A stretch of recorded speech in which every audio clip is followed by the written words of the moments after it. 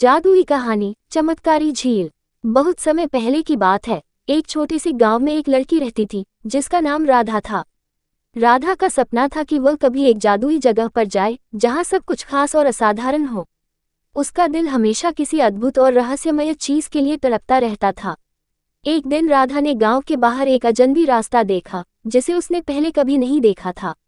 उसकी जिज्ञासा ने उसे उस रास्ते पर चलने के लिए मजबूर कर दिया। रास्ते में चलते हुए उसने देखा कि एक सुनहरी धुंध ने उसके चारों ओर सब कुछ ढक लिया। जैसे ही उसने और आगे बढ़ने की कोशिश की, एक अद्भुत दृश्य सामने आया। वहां एक बड़ी सी चमचमाती हुई झील थी जिसकी सतह पर रंग बिरंगे फूल तैर रहे थे। झील के किनारे एक विशाल पेड़ खड़ा था जिसकी शाखाओं में सुनहरी चमक बिखरी हुई थी। राधा ने झील के पास जाकर देखा तो उसे महसूस हुआ कि यह कोई सामान्य झील नहीं है, बल्कि यह एक जादुई झील है जो इच्छाओं को पूरा करने की शक्ति रखती है। राधा ने झील के पानी में अपनी छवि देखी और सोचा, अगर मुझे मेरी सबसे बड़ी इच्छा पूरी हो जाए तो मेरा जीवन संपूर्ण हो जाएगा। बस फिर क्या था, झील के पानी में एक अजीब सी लहर उठी और एक मधुर आवाज सुनाई दी, तुम्हारी इच्छा पूरी होगी, लेकिन इसके लिए तुम्हें एक परीक्षा से गुजरना होगा।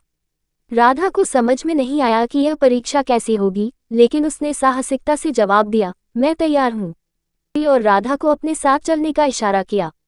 रास्ते पर ले जाने लगी। रास्ते में राधा ने देखा कि चारों ओर रहस्यमय प्राणियों की छायाएं थीं। कुछ विचित्र पक्षी आकाश में उड़ रहे थे और कुछ घने जंगलों में गायब हो जाते थे। अचानक रुक गई। द्वार के पार एक विशाल महल दिखाई दे रहा था और महल के भीतर एक बूढ़ी औरत खड़ी थी। वह महिला हंसते हुए राधा की ओर बढ़ी और बोली, ये महल तुम्हारी परीक्षा का स्थल है। तुम्हें एक प्रश्न पूछा जाएगा और अगर तुम सही जवाब देती हो तो तुम्हारी इच्छा पूरी होगी। राधा घबराई नहीं और साहस के साथ बोली, मैं तैयार हूँ। महिला ने पूछा, जो सबसे बड़ा खजाना है वह क्या है?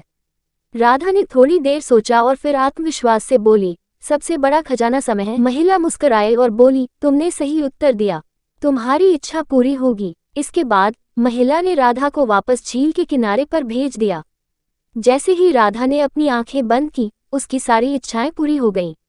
वह अब एक प्रसिद्ध और सम्मानित लेखक बन गई थी जो अपनी किताबों के माध्यम से लोगों की मदद करती थी। राधा ने सीखा कि जीवन में सबसे महत्वपूर्ण चीज समय है और अगर उसे सही दिशा में इस्तेमाल किया जाए तो किसी भी सपने को साकार किया जा सकता है।